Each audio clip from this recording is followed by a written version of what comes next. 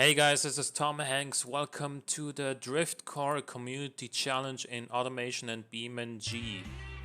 So, before we get started, there's only 6 entries this time.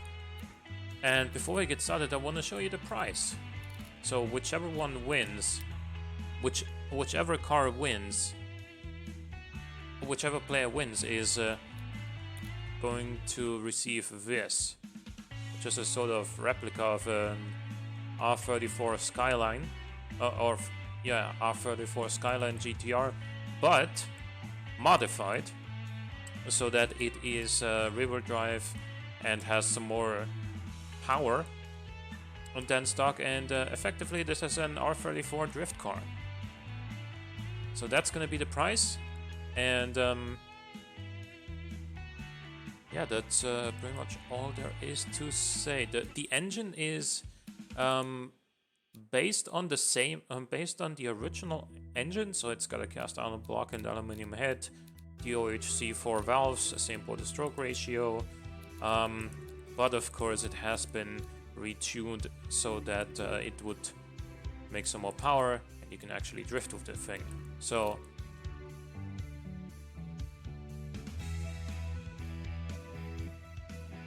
yeah, okay. Now let's quickly check out the cars. There's no, there's no prizes or anything for having good stats in automation, but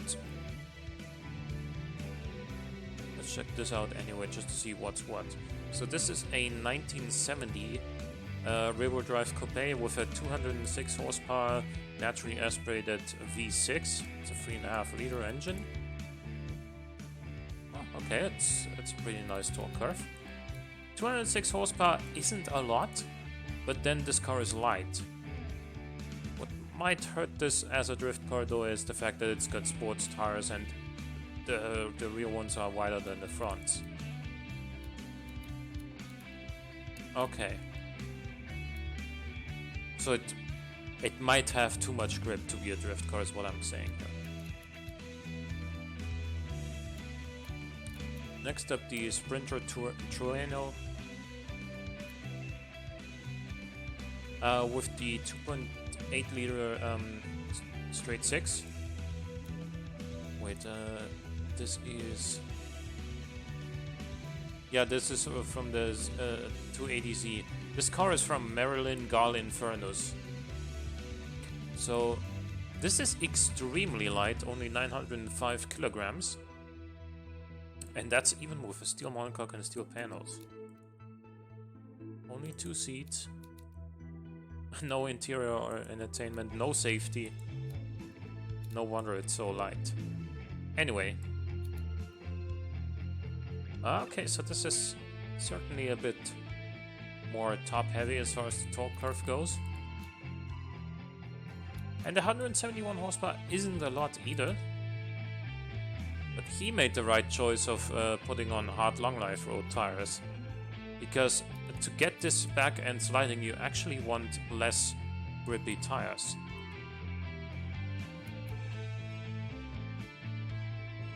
I already exported all of these to BeamNG, by the way, so...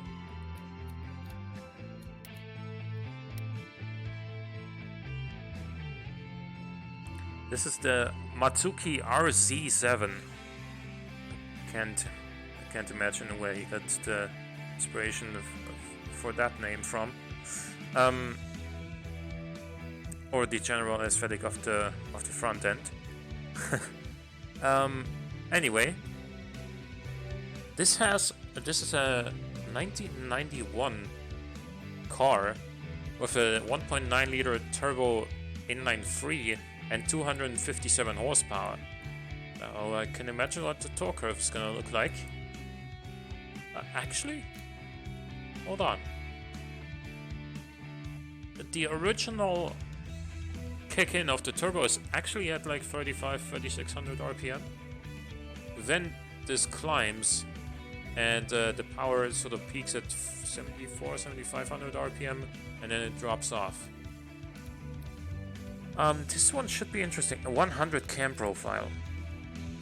Okay.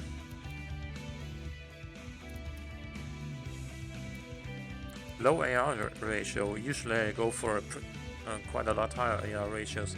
Okay, so you could definitely go with higher compression ratio if you're gonna have a fuel mixture this rich.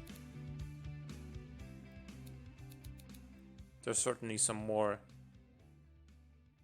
room for extra compression. Sports tires 250s on the rear. So again, with the relative lack of torque from a free banger, we're gonna have to see if we can actually get this thing sliding properly. But you know, the wider tires might also be a benefit. I don't know.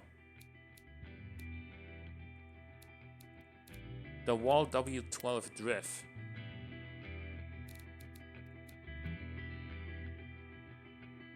It's also rear-wheel drive. 320 horsepower from a 2.6 liter turbo straight 6.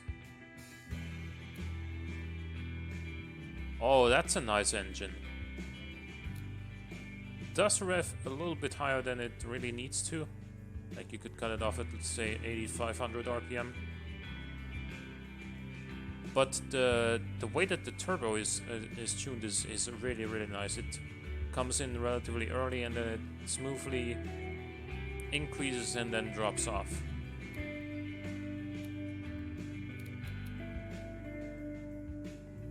Ultimately, this doesn't make a ton of torque though. It might still be enough depending on what sort of tires we have on here. We got sports tires with 240mm on the rear, so it is... I mean, it's probably gonna slide, but... What diff do we have? Oh, an electric limited slip diff. Okay, so it's gonna slide. But how well is it gonna do it? The ZIL 4500. Does it have a zillion HP or... Ah! Yeah, kind of. Okay, so this is what I've been warning you guys about. Nearly 1200 horsepower in a rear-wheel drive car, front-engine rear-wheel drive car, is going to be next to impossible to put to the ground. It could do it if this is really well tuned, and this is actually naturally aspirated, so there's no torque spike. But a torque spike is basically as soon as you breathe on the throttle at any given moment, because even at 800 RPM, this makes the same amount of torque as a Viper makes at its peak. So yeah, it's an ultimate fuel. And the reverse flow mufflers, how? Like, why? Why reverse flow mufflers?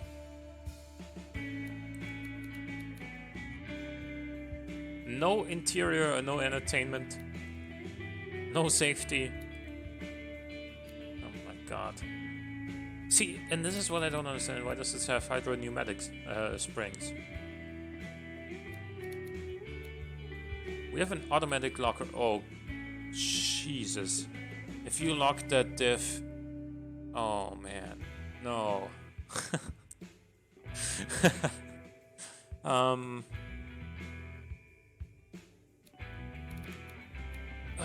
Moving on.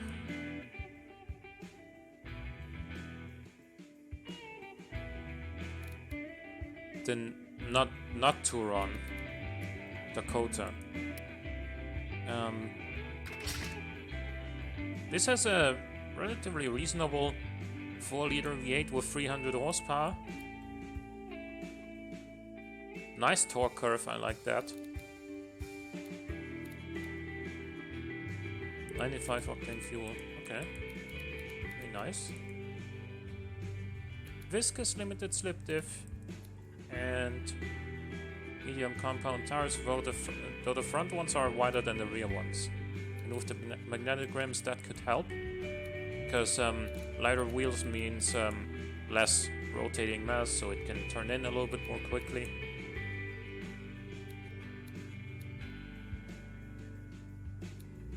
This does have a full premium interior though and 3 rear seats. If you were to take those out, it will probably be a little bit easier to get sliding because of the weight distribution. Generally with drift cars you want more front camber than rear camber. For him it's the opposite way, but the graph still says that this has turn-in oversteer, so it might still be completely fine. We'll have to see. Automation never tells the whole story anyway. So we're gonna have to switch over to Beam.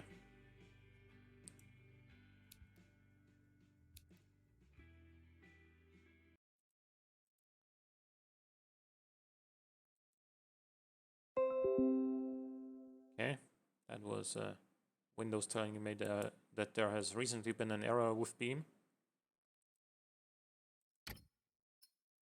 Okay, so since we only have, well, my own car and 6 other cars to test, this is probably going to be a relatively quick one.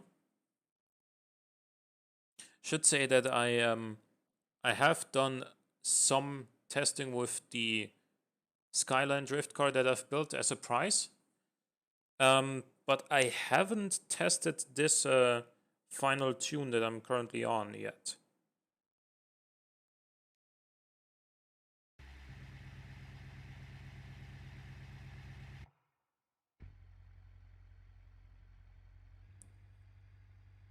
So let's hop into the Skyline.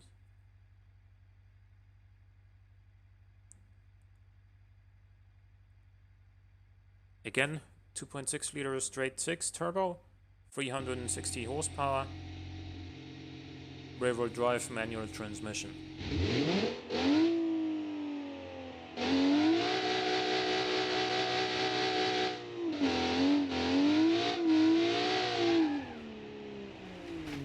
Yeah, that, like,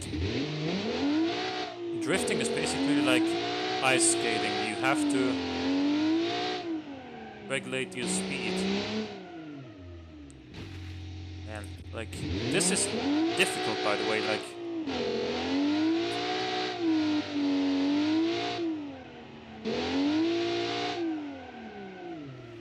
yeah, like there it just would not. It just wouldn't come back and stabilize, even when I was completely off throttle.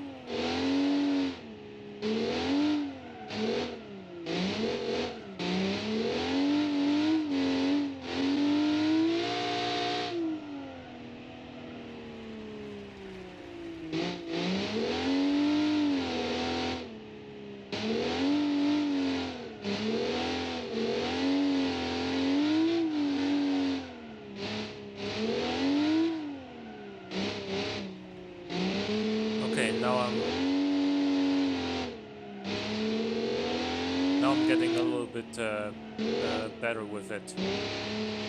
This is still by no means like professional drifting or anything even remotely close to that.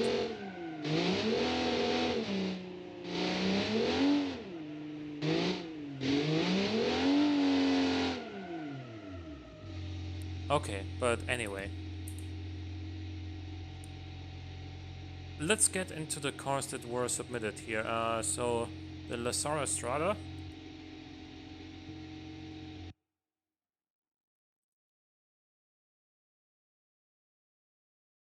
This, by the way, was by Martis on Discord.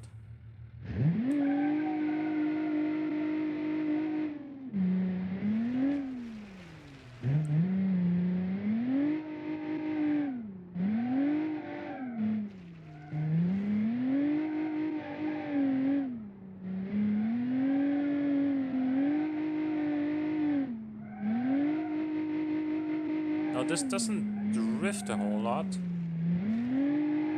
You can get it to slide with a little, like on the transition like that. I was exaggerating the effect there on purpose. Like you can believe me that that was actually on purpose there.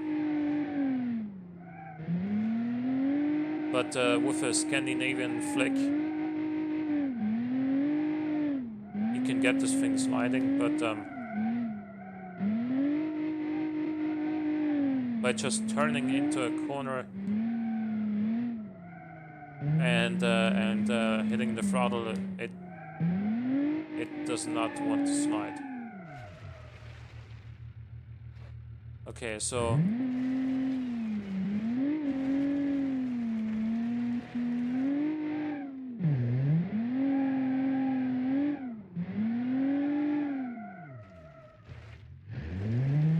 with these sort of low power cars, you really need to go with like hard long life road tires.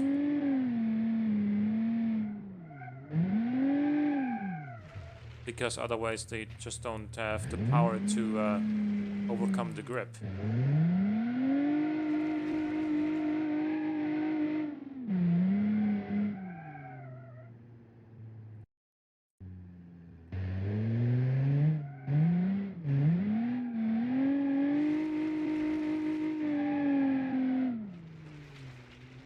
Okay, yeah, this seems like it could use another 20 or so horsepower. Then it would probably be pretty good. The balance is there. Let's check out the Sprinter Trueno.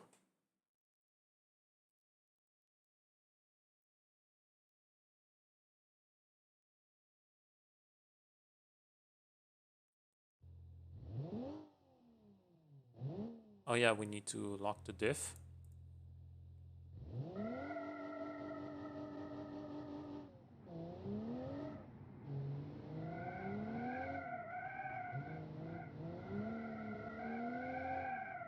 Yeah, okay, now that was me being a little bit like trying to find how much throttle I can give it. Trying to find the limits of the rear end.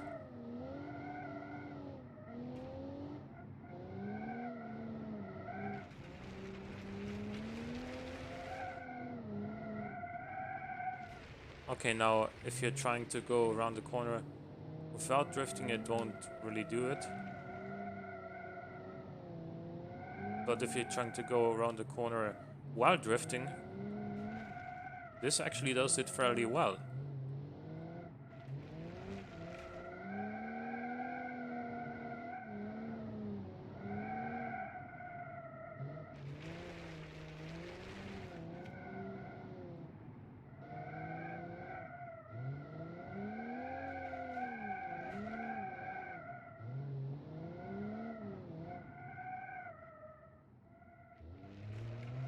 Yeah, I like this one. This one is by, let's see.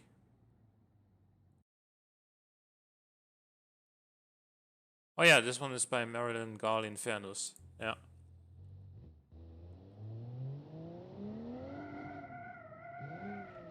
May have been a little bit too aggressive there, but it's fine. A little bit too little aggressive there. Still finding the... Still trying to find the optimal balance of throttle and, you know, counter steer and... Oh! That was a bit too much throttle. A little bit too quick of a transition, but overall this is nice.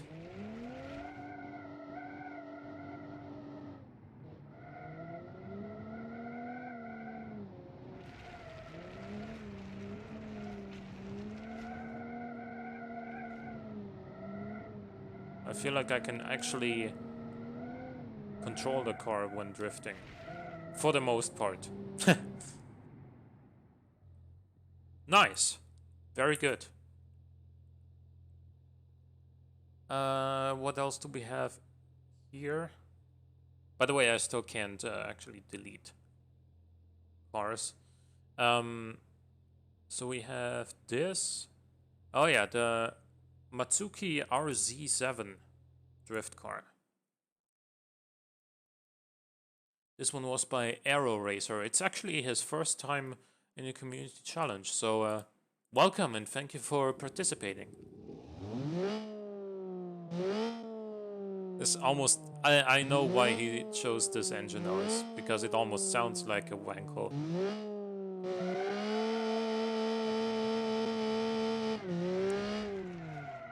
Whoa. Okay, let's try that again.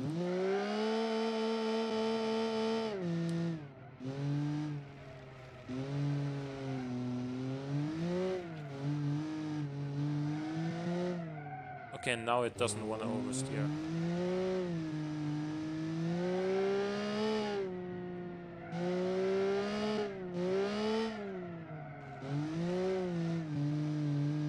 Okay, you need to be smooth with this thing.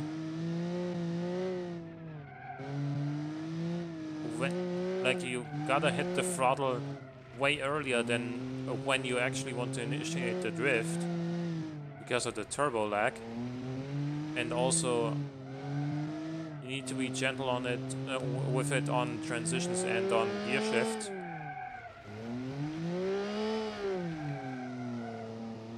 But then it's actually pretty good. Okay, around here we're not gonna be drifting. Okay.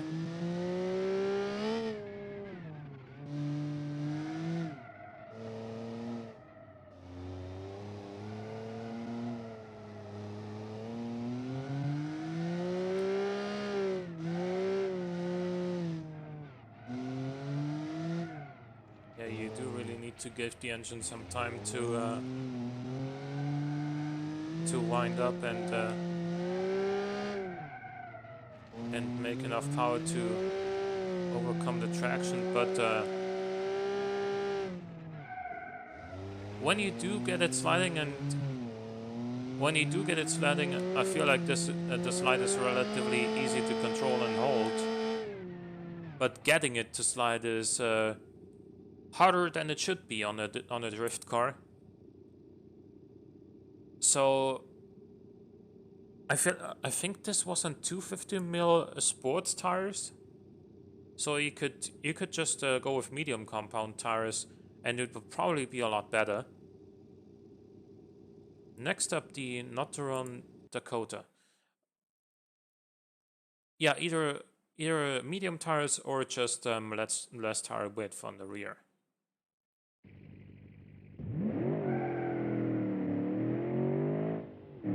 This one feels really powerful and torquey right off the bat.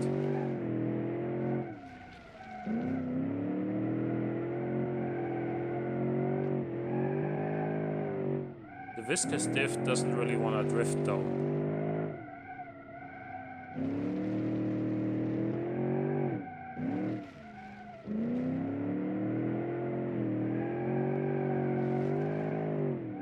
I was actually flooring it there.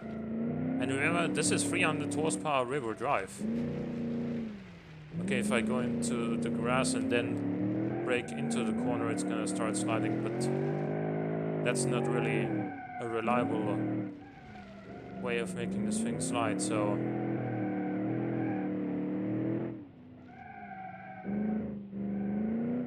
Even on the transitioning, this doesn't break loose, so...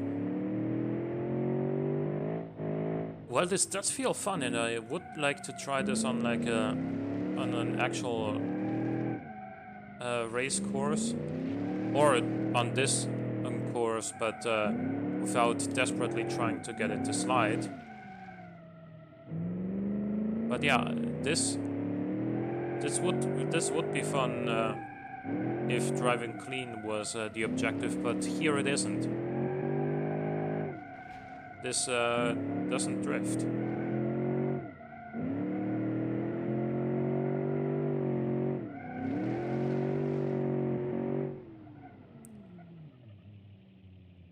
Okay. So, unfortunately, this one's out. The wall is up next.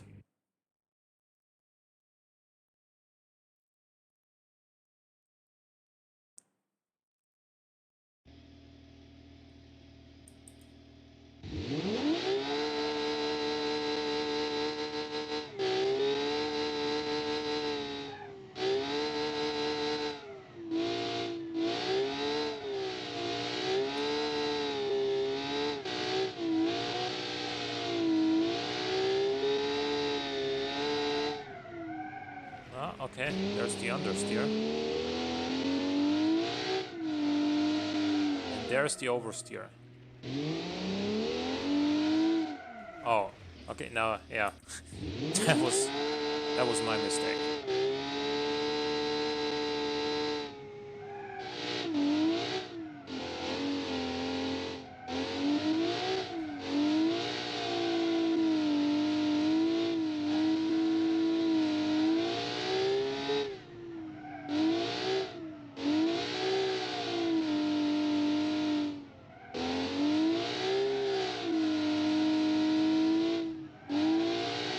do have to kind of fight it to get it to drift. It does drift, but you gotta be really careful with the way you apply throttle. It's like, first you gotta go absolutely full throttle in order to even kick the tail out. Then immediately, once it starts braking out, you gotta back off a little bit, because otherwise you're gonna spin.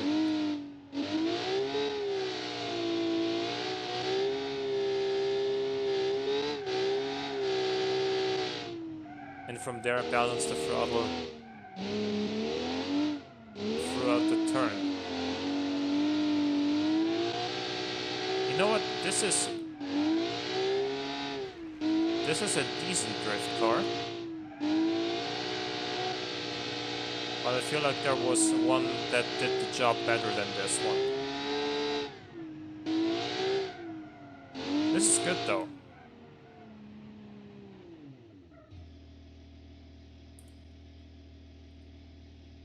And now for the ZIL 4500 Drift. Now, I did say in advance that the cars would be tested on a narrow and tight track. And this is like a 6-meter limousine.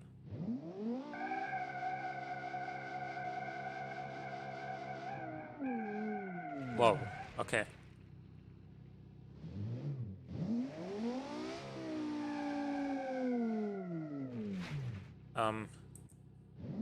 Yeah.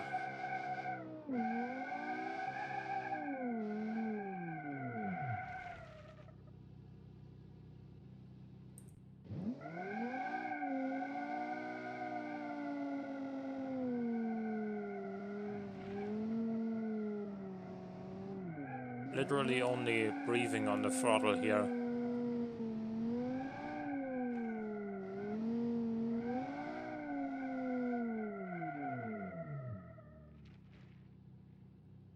Well, I made it this far.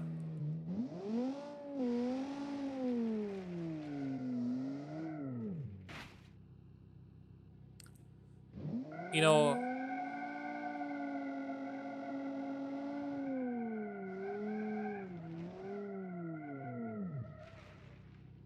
this just has too much power. This is exactly what I warned my viewers from. Like, it's easy to stuff like a monstrous 1200 horsepower engine into a river drive car and then, you know, call it a drift car. But you know, the car can obviously drift, but there's a second element to drifting, and that's the driver. It's not just about the car; it's the driver as well. And while I'm really trying my hardest to drift this in a somewhat controllable fashion, it's just too intense. It's too powerful.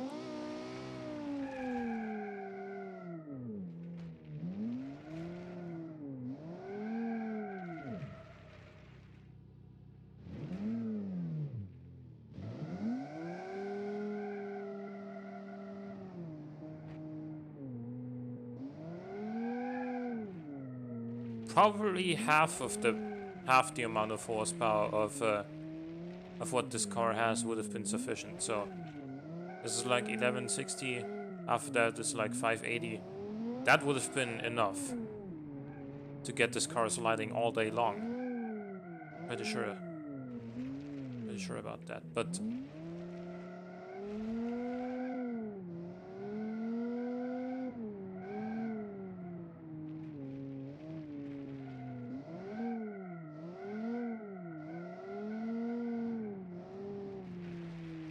I mean, taming this beast is just very, very difficult.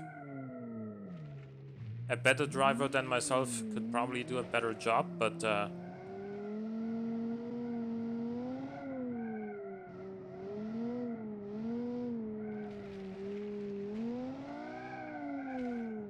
for me it was pretty obvious which of all of these cars was best. And that was the Sprinter Trueno with the 280ZX engine in it. So well done, Marilyn Gaahl Infernus. I know that this makes this a pretty short stream, but what am I gonna do if there's only 6 cars?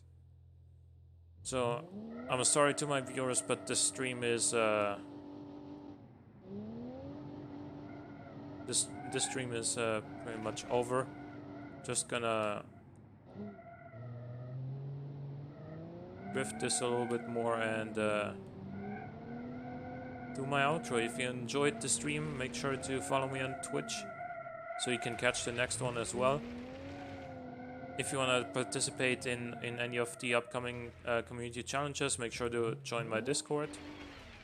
And of course, subscribe to my YouTube channel in order to and hit the notifications in order to actually receive notifications when I upload something. I hope you enjoyed this, and I hope to see you in the next one. Bye bye.